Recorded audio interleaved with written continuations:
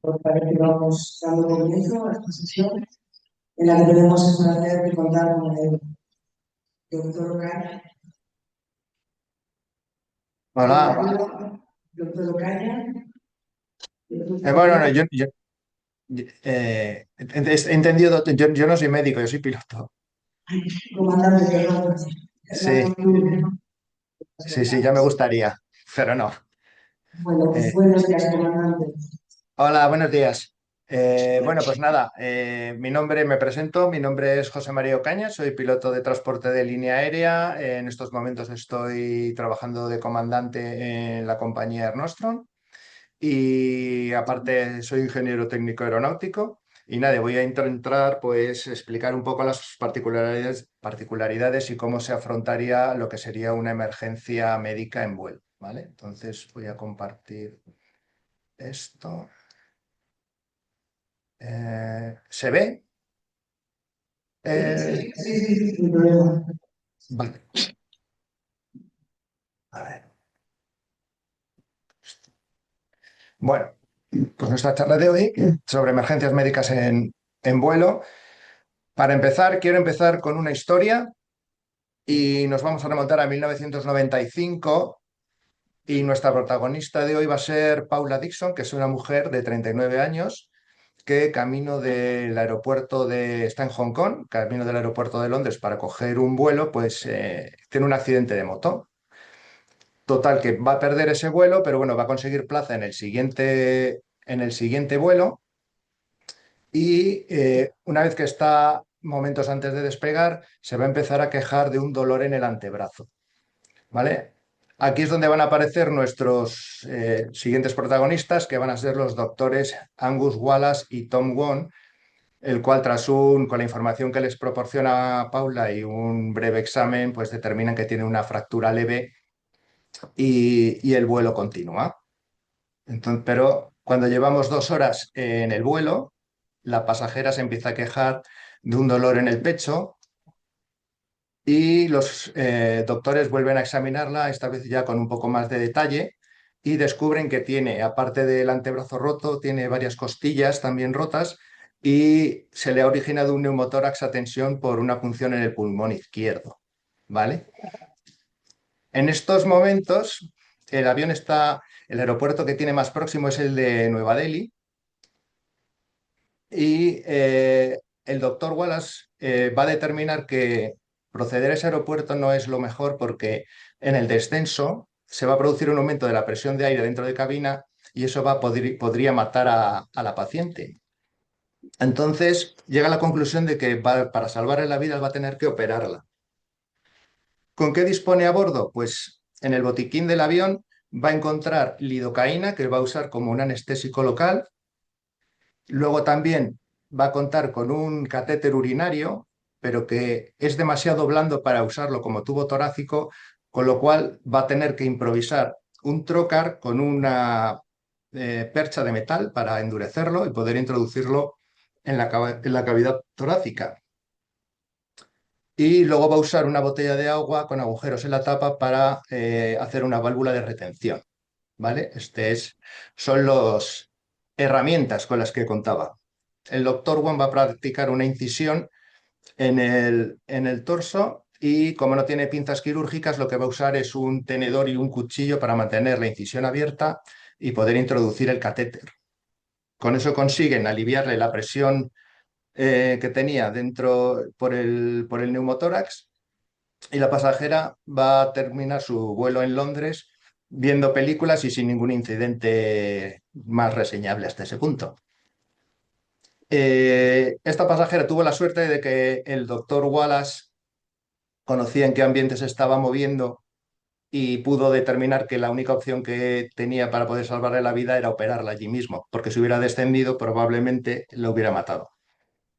Así que lo que vamos a ver ahora es un poco cuáles son esas características que hacen particular el entorno aeronáutico. ¿Qué factores de riesgo vamos a tener? Pues ya antes de subirnos al avión, en lo que es el entorno aeroportuario, pues no es precisamente un entorno muy cómodo y agradable. Normalmente hay que andar distancias largas, normalmente la gente va con prisas, hay mucha gente, nervios porque pierdes la conexión. Total, ya el nivel de estrés se eleva. Y luego tenemos las principales características que nos van a diferenciar de otros entornos, es la altitud de cabina.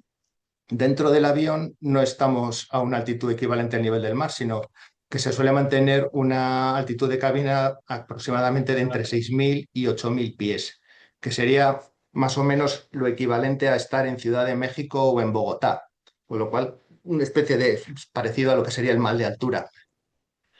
Muy relacionado con la altitud de cabina van a estar los cambios de presión.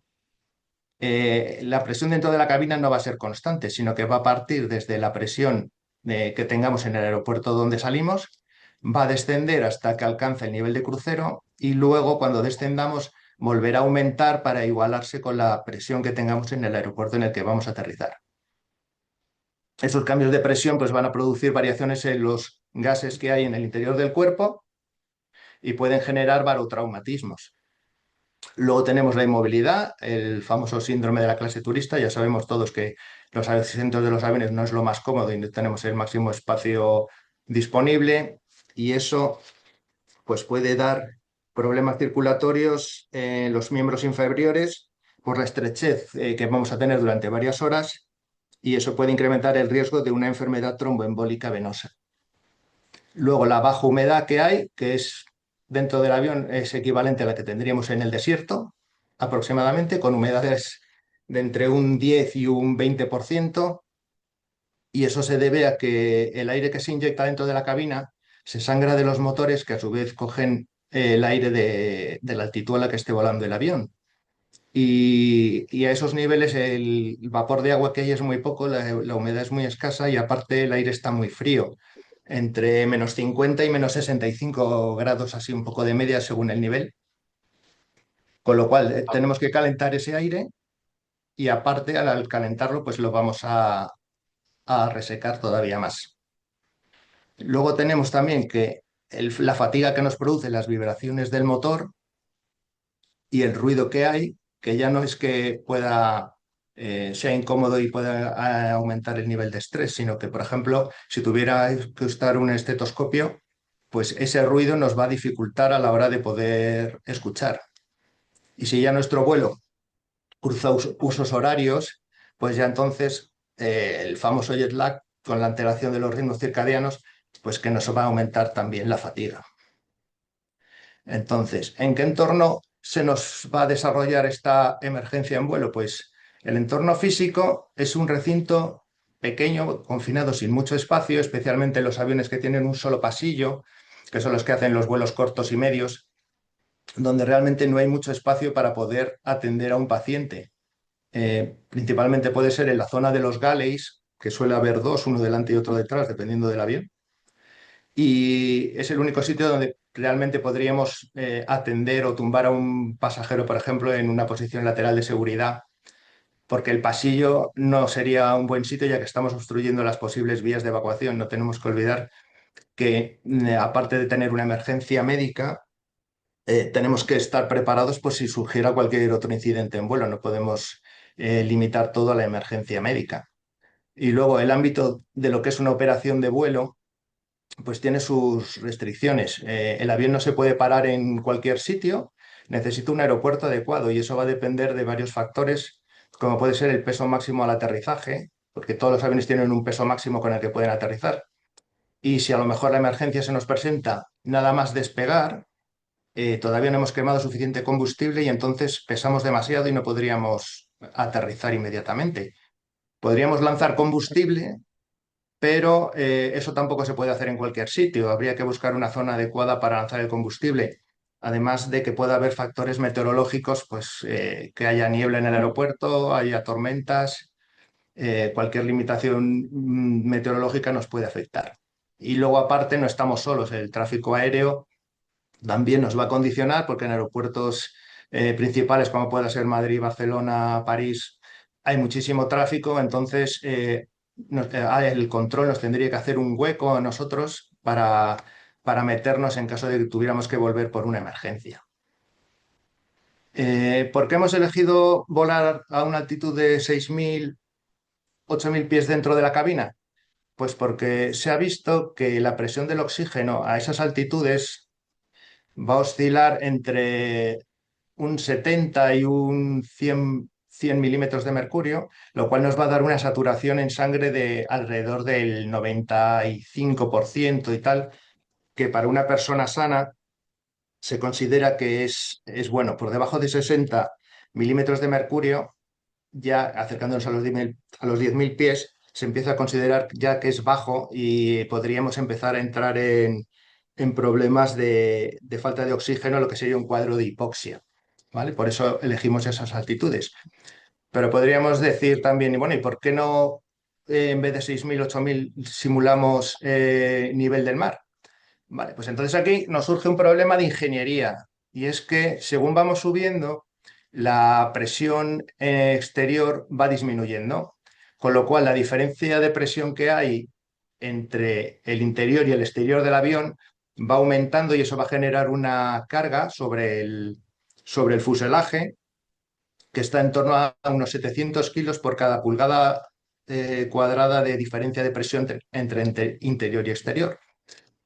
Cada avión es diferente, pero por ejemplo, el avión que yo vuelo mantiene una presión diferencial de 8,3, lo que significa que está soportando cada metro cuadrado unos 5.800 kilos.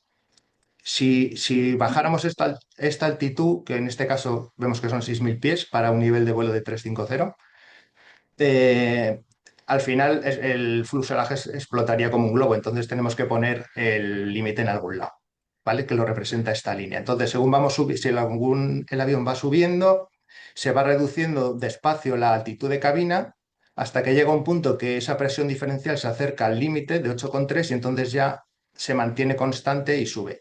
Eso nos va a dar para las altitudes de crucero más habituales, entre 29.000 y 41.000 pies, nos va a dar una altitud dentro de la cabina de entre 8.000 y 4.000, que se considera que, como hemos visto antes, que es adecuada. ¿Cómo se realiza ese ascenso de la cabina? Pues por un lado va el avión, que sería este perfil de por aquí arriba, en el cual el ascenso es muy rápido, alcanza su nivel de crucero de 35.000 pies o al que vayamos y luego también el descenso es muy rápido. Pero dentro de la cabina lo que siente el pasajero es este otro perfil que es mucho más suave y mucho más amable. El avión puede estar subiendo a 2.000, 3.000 pies por minuto, mientras que la cabina va a subir a 400, 500 pies por minuto. Se va a estabilizar a esos 6.000, 8.000 pies que hemos hablado antes y cuando toque descender va a bajar también esos 400, 500 pies por minuto hasta llegar a la presión que tengamos en el aeropuerto. Esas variaciones de presión, si recordamos la clase de física de cuando estábamos en el colegio y de la ley de Boyle, pues nos decía que el volumen de un gas a temperatura constante es inversamente proporcional a la presión a la que está sometido. Con lo cual, cuando nosotros bajamos la presión, el volumen del gas aumenta. Y para las altitudes en cuestión que estamos comentando, el aumento es de entre un 25 y un 40%. ¿Dónde vamos a notar esas variaciones? Pues principalmente en los oídos, en los senos paranasales, en los pulmones y, por ejemplo, si tuviéramos un empaste mal hecho, podríamos tener dolor también, barodontalgia, de dolor en los dientes. Entonces, bueno, una vez que ya tenemos un poco, sabemos cuáles son los peligros que tenemos, pues vamos a ver cómo gestionamos esa emergencia que nos ha surgido a bordo. Lo primero va a ser identificar la situación. Eso lo van a hacer los TCPs, las azafatas, algún acompañante que vaya con la persona afectada o el propio pasajero que diga no me encuentro bien. Y lo primero que va a hacer la sobrecargo, siempre en cualquier emergencia que le surja, va a ser avisar al comandante. Porque de esta forma toda la tripulación va a estar informada de qué es lo que está pasando y vamos a poder coordinarnos para solventarla. Desde este momento, cada parte de la tripulación de cabina y la tripulación de vuelo, cada una tiene sus funciones. Entonces, la tripulación de cabina lo que va a preguntar es si hay algún médico a bordo, algún personal sanitario, enfermera, alguien con conocimientos médicos que nos pueda asesorar y pueda dar una atención mucho más profesional al enfermo. Si no hubiera ese médico, las propias TCPs que tienen formación en primeros auxilios harían una valoración inicial, evaluando el nivel de consciencia, intentando recabar los máximos datos posibles de si el pasajero está consciente, pues de cuándo le empezó la molestia, qué es lo que le duele, si puede respirar, si está en parada. Y una vez realizada esa primera valoración inicial, pues ya entraría una valoración secundaria un poquito más detallada, pues buscando posibles heridas, evaluando las pupilas o si tiene, recabando información a lo mejor de algún acompañante que puede con ese pasajero que pueda informarnos de posibles dolencias que pueda tener o enfermedades previas. Por otro lado, la tripulación de vuelo, su misión principal siempre va a ser el vuelo del avión. Entonces, también va a intentar recabar la máxima información posible que se la va a proporcionar la tripulación de cabina y en algunos casos, sobre todo para vuelos largos, existe la posibilidad de la telemedicina. Hay ciertas empresas como Medlink, por ejemplo, a las que tiene un grupo de médicos en tierra y tú puedes contactar con ellos por radio o por, incluso hoy día ya, incluso por internet para pedir asesoramiento sobre cómo proceder ante una emergencia médica y puedes pasarles información del pasajero, del paciente. Aquí va a surgir la pregunta, siempre va a ser si continuamos o nos desviamos a otro aeropuerto que esté más cerca. Y para eso, pues tenemos que tener en cuenta lo que he comentado un poco antes sobre en qué situación está el avión.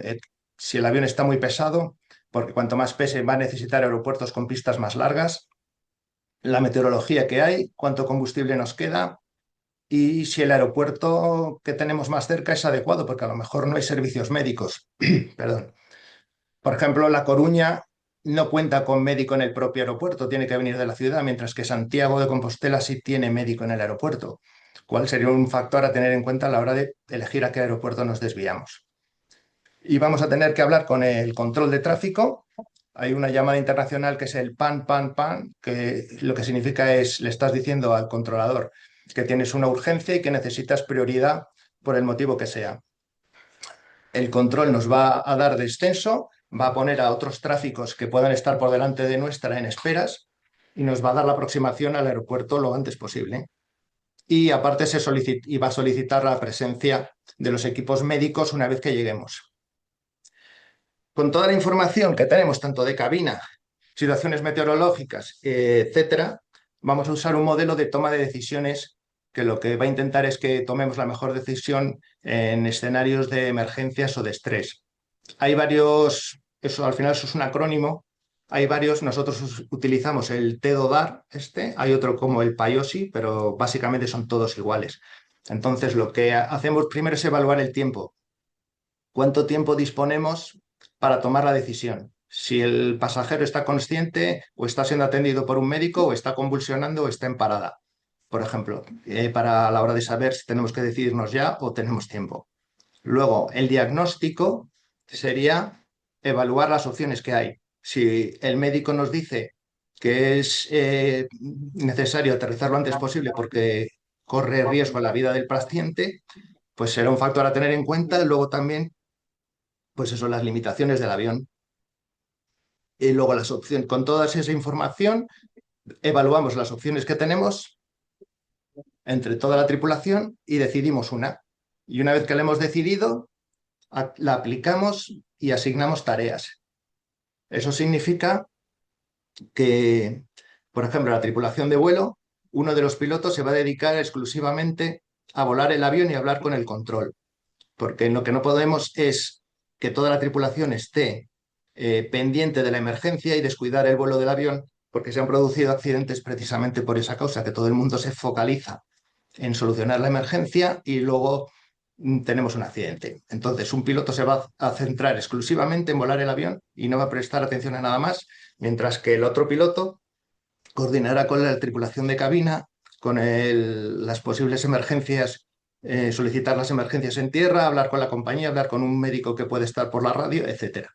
Y luego la última parte es revisar todo lo que estamos haciendo para ver si estamos consiguiendo el efecto deseado y si no, pues reconducir la situación. ¿De qué equipo disponemos a bordo? Pues los aviones pequeños suelen tener un botiquín de primeros auxilios, que suele haber uno por cada 100 pasajeros. Y luego aviones más grandes suelen tener un kit sanitario de emergencias que es solo para uso de médicos y de personal sanitario, mucho más completo y que solo se abre en caso de que exista un médico a bordo con la autorización del comandante. Aparte llevamos botellas de oxígeno, un ambú, que también solo es para uso de personal sanitario, y un desfibrilador. Esto puede variar según las compañías que puedan tener unos equipos u otros. Cuando el avión llega al aeropuerto, se dirige al parking, todos los pasajeros permanecen sentados y no se desembarca hasta que accede el personal sanitario, que lo que va a hacer es atender al paciente y ya ellos deciden si lo primero que hay que hacer es sacarle al paciente lo primero o se puede desembarcar, etcétera. Eso ya se hace en coordinación con el personal médico. Si alguno de ustedes, para no tener que llegar a esto, lo mejor sería pues prevenir desde la consulta. Entonces, si ustedes tienen conocimiento de alguno de sus pacientes que va a realizar un viaje, pues a lo mejor le pueden, si va por ejemplo, a tener algún tipo de cirugía abdominal o que algo que puedas, como el caso del neumotórax que tenía nuestra pasajera, pues hay que tener en cuenta que en el vuelo va a estar sometido a una presión reducida y que esos gases se pueden contraer y expander y causar dolor y efectos de presión. Y si es una persona que tiene problemas respiratorios o asma, etcétera, pues que sepa que la presión en cabina de entre 6.000 y 8.000 pies, pues el oxígeno se reduce aproximadamente un 20%. Y luego hay casos en los que no está, se considera que no es aceptable volar, que serían casos pues como anemias, otitis, medias y sinusitis, enfermedades agudas contagiosas, insuficiencias cardíacas, el haber sufrido un infarto de miocardio en las 2 últimas semanas o si es complicado en las últimas 6, enfermedades respiratorias graves, lesiones gastrointestinales, posoperatorios. Si son abdominales simples, pues con 10 días y si no, pues si es algo más complejo, cirugía ocular invasiva, pues unos 21 días. Y luego, bueno, esto puede variar también según las compañías, pero bueno, más o menos están ahí. Embarazos, por ejemplo, que no tengan complicaciones más allá del final de la semana 36 o embarazos múltiples más allá de la semana 32 y etcétera. Pero esto, por ejemplo, hay unos formularios que tienen las compañías para cuando hay alguna incidencia médica o el pasajero va a necesitar oxígeno, etcétera, que tiene que rellenar porque se le podría denegar el acceso, el embarque, si no tiene cumplimentado ese formulario. Y bueno, hasta aquí sería un poco la charla, así que estoy ahí a su disposición para cualquier duda o comentario que tengan. Bueno, muchísimas gracias por la interesante y sobre todo útil información. Al final aquí estamos reunidos de diferentes especialidades, pero todos más o menos estamos en contacto con el tráfico aéreo de una manera más frecuente o menos, pero es una realidad que atañe a todos, así que muchas gracias. Yo estoy segura de que has suscitado muchas preguntas. También si alguien quiere compartir algún Yo, caso que haya vivido personalmente, por favor, estamos abiertos a ellos, sino también mis compañeras, pues en antelación, como son sufrido. he Muchas puesto, no, preguntas. no sé si lo están viendo en pantalla, he puesto el contenido de lo que hay en el kit de emergencias médicas un poco por encima. Luego, si eso, os podría compartir este archivo para que lo veáis con tranquilidad porque hay muchísimas cosas. Y de hecho hay muchos médicos que se han quedado sorprendidos de la cantidad de equipamiento que va dentro de este maletín. Mire, pues yo voy a aprovechar para volver el cielo de la ronda y le voy a preguntar en relación a este listado. A nivel personal, a nivel usuario, ¿hay algún utensilio, alguna herramienta o algún elemento que usted considere que sería interesante llevar en los viajes, que nos pueda resolver o salvar alguna que otra situación? Pues por, los vuelos que yo he hecho no son vuelos que son de medios y cortos y la verdad es que hemos tenido pocas incidencias más allá de desmayos y eso. Sí que nos ha comentado algún médico que ha atendido a alguno de los pacientes, principalmente por mareos, que serían interesantes las medidores de glucosa, estos para posibles bajadas de azúcar y tal, pero la verdad es que nosotros así recomendar que se lleve, no diría que hubiera nada así especialmente. Lo que tenemos en el botiquín para los casos que nos surgen en los vuelos cortos, suele ser suficiente. Sí que nos han dicho, por ejemplo, no tenemos un tensiómetro, que eso en nuestro avión no hay un tensiómetro, con lo cual que sería interesante porque muchas veces puede ser simplemente bajadas de tensión y sería una forma fácil de descartarla, pero por ejemplo, eso en los botiquines de emergencia sí que va, en aviones más grandes. Entonces, en principio no recomendaría así que hiciera falta nada especialmente. Normalmente con lo que hay siempre nos hemos bastado. Bueno, en ese momento vamos a notar que tenemos equipos caros. Ahora, si alguien quiere compartir algo, aquí tenemos una pregunta, sí, por favor. No sé si me oí, pero Yo le traslado, si no, porque va a ser complicado de escuchar.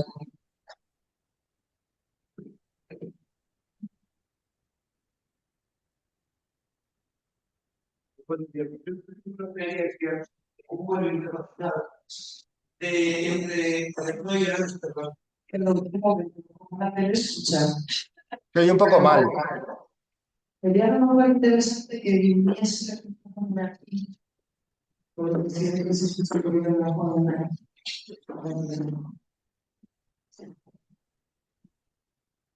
Pero es que no lo he entendido. Sí, ¿me escucha ahora? Ahora sí, mucho mejor.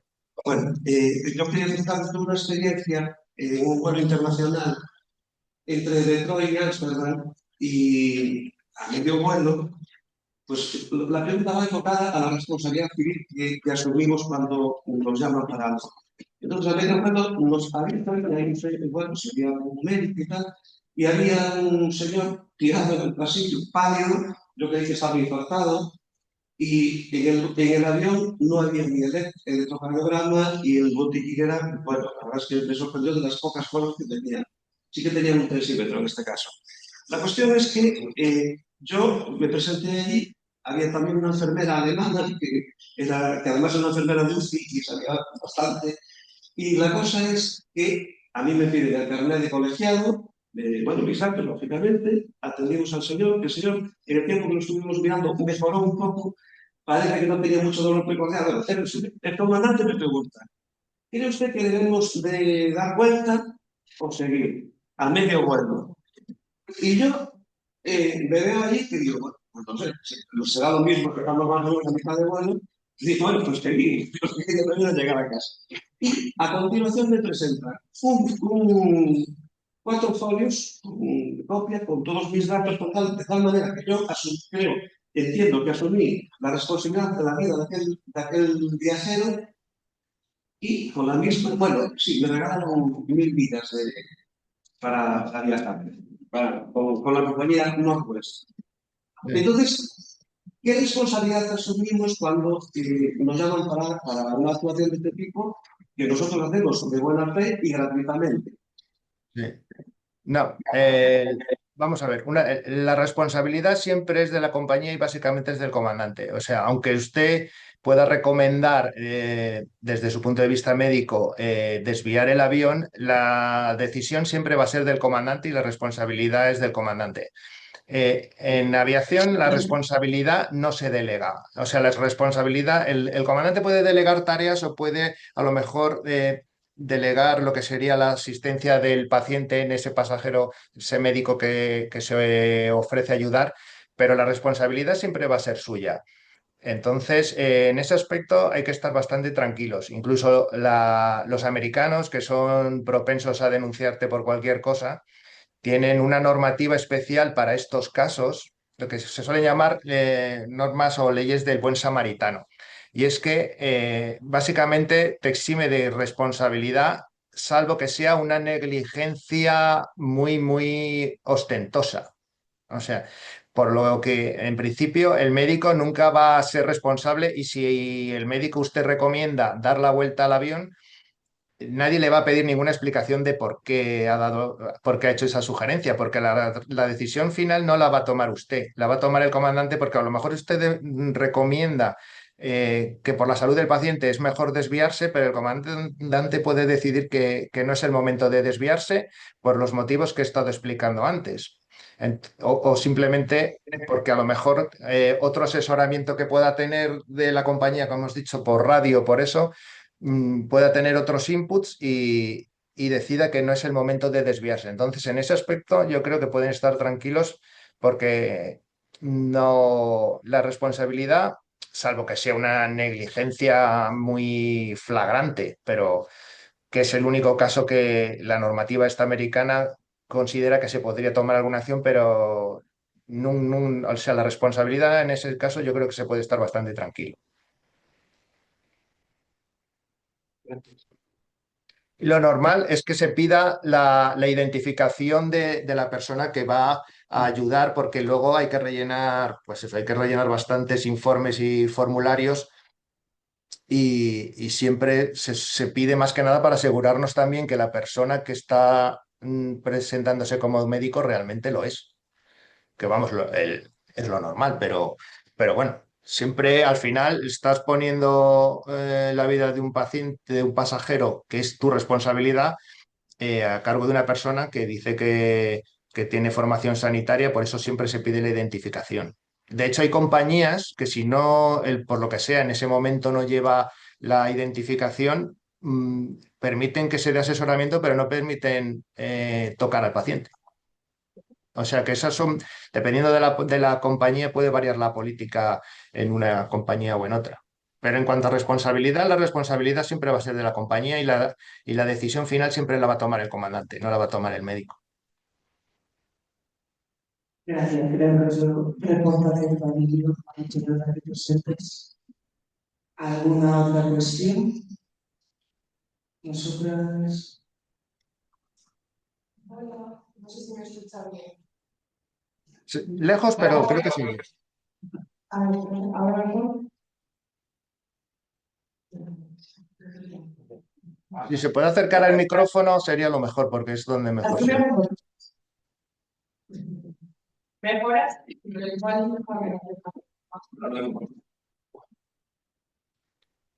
Ahora no. A ver.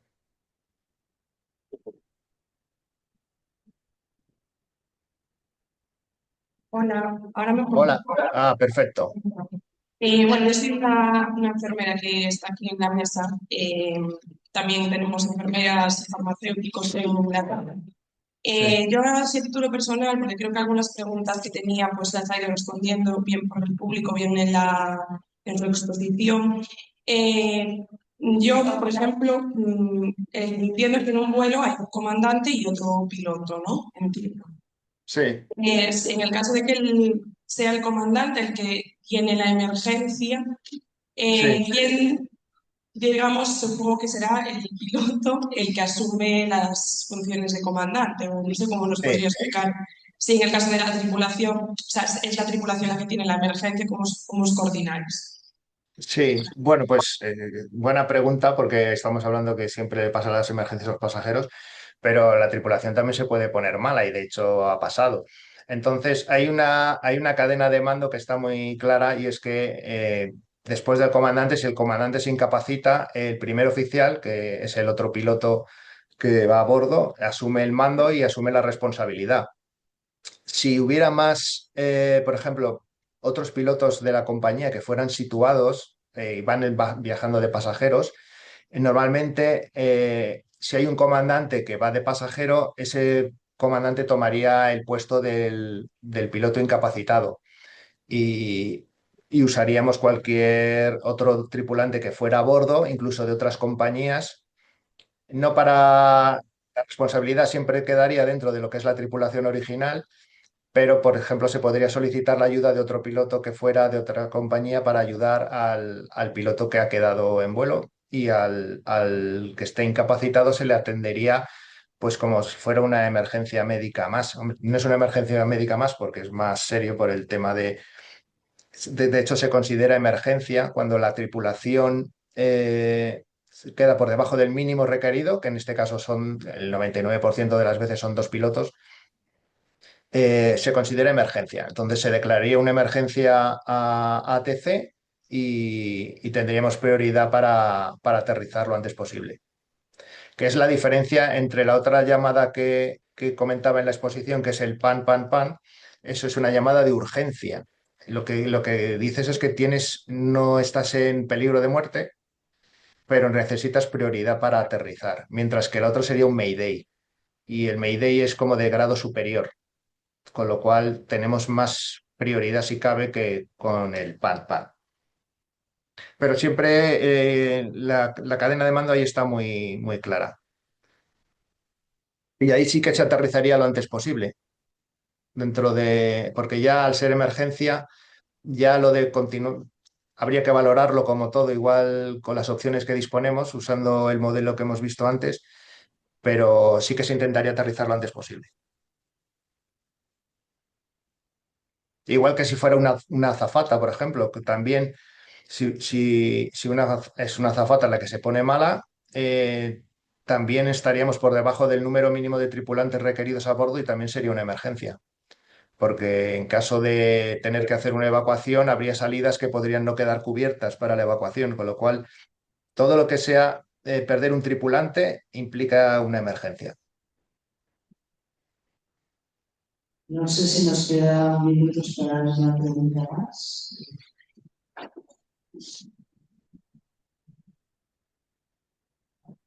Hola, ¿me escuchan? Sí, ¿Qué tal? Buenos días. Yo soy Eva, soy el médico residente de neumología. La verdad que la charla está muy interesante, me surgen muchas dudas. Pero bueno, una de ellas, un poco más tirando hacia mi campo, bueno, no sé si en esa lista de dispositivos o nosotros tomamos para atender al paciente, hay también dispositivos de monitorización, por ejemplo, en este caso, un pulso oxímetro, en caso que se sospeche pues, insuficiencia respiratoria. Tampoco no sé si esa lista de utensilios es la misma para todos los aviones, o si esto varía, si hay unos mínimos. Sobre todo en temas de monitorización, pues un tensiómetro, un pulso oxímetro, un monitor. pulsioxímetro sí hay. Pero esto depende de las compañías, porque en realidad lo que hace OACI es dar una serie de recomendaciones, pero luego cada compañía, o sea, no hay obligación. Cada compañía puede llevar el equipamiento que considere. Supongo que basado en la experiencia de casos que haya tenido, pues los equipan más o menos. Por ejemplo, decían que una compañía española empezó a subir desfibriladores porque al presidente de la compañía le dio un infarto. Entonces dijo que había que llevar un desfibrilador en todos sus aviones. Eh, pero en cuanto... luego sí eso os puedo mandar el documento este para que lo veáis con calma, pero la verdad es que es bastante completo. Y el pulsímetro, oxímetro sí que... Bueno, pulsómetro, oxímeter, ¿este puede ser? Pulsómetro. Hay un aspirador manual. Depende de la compañía, pero bueno, estos serían un poco un equipamiento tipo de un botiquín de emergencias, que no todos los aviones lo llevan. Por ejemplo, el avión que llevo yo no tiene un botiquín de emergencias, tiene un botiquín de primeros auxilios, que no es tan completo como esto. Y de hecho no tenemos aquí, hay estetoscopio y nosotros no llevamos estetoscopio. Gracias. Ah. Hola, muy buenos días. Una cosa que es de cirugía general. Quería tener una cuestión un poco mucho terreno. En cirugía general, las intestinales igual tenemos la ayuda, pero eso se Un produce momento, es que no te entiendo, no sé si te podrías acercar al micrófono porque es que... Hola. Hola. Perdón, bueno, yo soy residente de cirugía general y sí es verdad que nosotros frecuentemente tenemos hospitales que igual no son cirugías tan grandes, pero están desplazados y siempre surge la pregunta. Tengo el vuelo que sale en 2 días, ¿puedo cogerlo? Sí, no. ¿Dónde podemos obtener información o de dónde podemos sacar recomendaciones para darlos a nuestros pacientes? Pues eso, hay unos formularios que tienen las compañías aéreas, y eso casi todas las compañías tienen el suyo, si eso os podría pasar alguno, y ahí vienen detalladas todas las enfermedades con las que no está recomendado volar y con todas las patologías o si se han realizado algún tipo de intervención o cirugía previa. Normalmente en esos formularios que se supone que debería rellenarlo el pasajero, ahí vienen detallados pues un montón de dolencias que pueden afectar. Por ejemplo, si va a necesitar oxígeno, porque el oxígeno que hay en el avión es para una emergencia en el avión, no es para que un pasajero que necesite oxígeno lo utilice. El pasajero debe traer su propia botella de oxígeno. Todas esas cosas las tiene que saber antes de embarcar porque se le puede denegar el embarque.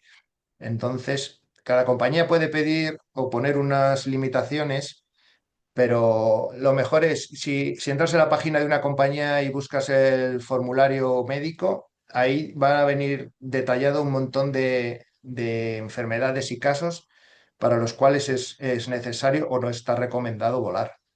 Yo os puedo pasar alguno para que tengáis, por ejemplo, tengo uno de Emirates por ahí, para que le echéis un vistazo y ahí os puede orientar un poco sobre cuándo recomendar a lo mejor a un paciente pues que no viaje en avión o que podáis un poco tener un poco más una referencia.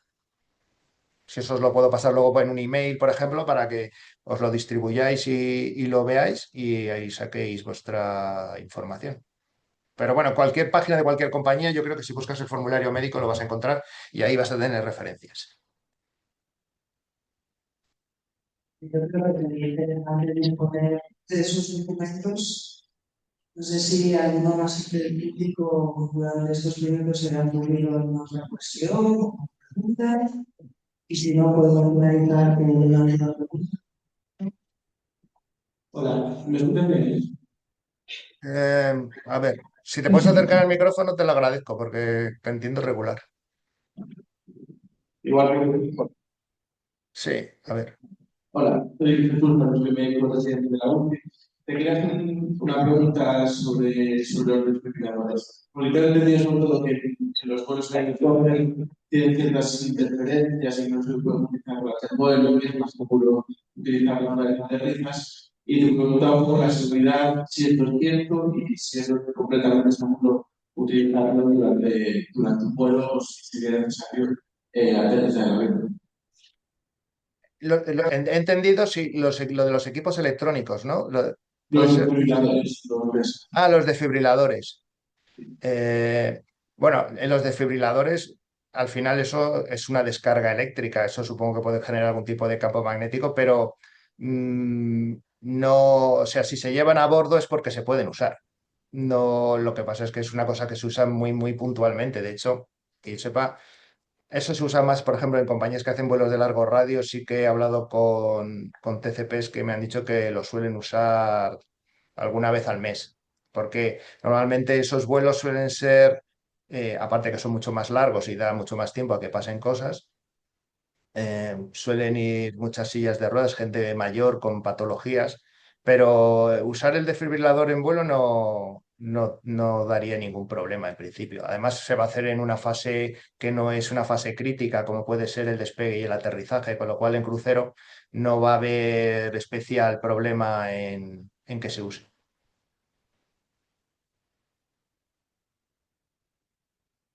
Bueno, ya creo que podríamos estar una hora más preguntando, pero desgraciadamente tenemos un tiempo limitado. Así que, comandante, agradecer en primer lugar al Colegio Oficial de Pilotos de la Aviación Comercial y, por supuesto, a usted por compartir su tiempo, su experiencia y sus conocimientos con nosotros. Muy, muy agradecidos y muy productiva la sesión, seguro que para todos nosotros. Simplemente desearles pues, felices fiestas y que no recolecten muchas más anécdotas médicas de momento.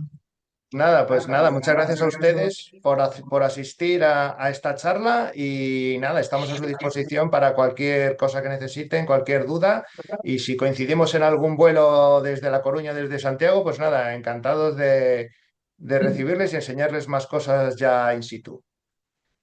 pero ya vamos a decir lo que hay. Muchísimas gracias. Que tengan Muchas buen día. gracias. Un saludo. Stop, sí. Te voy a hacer una foto como si estuviera, que no quería hacerlo mientras hablamos.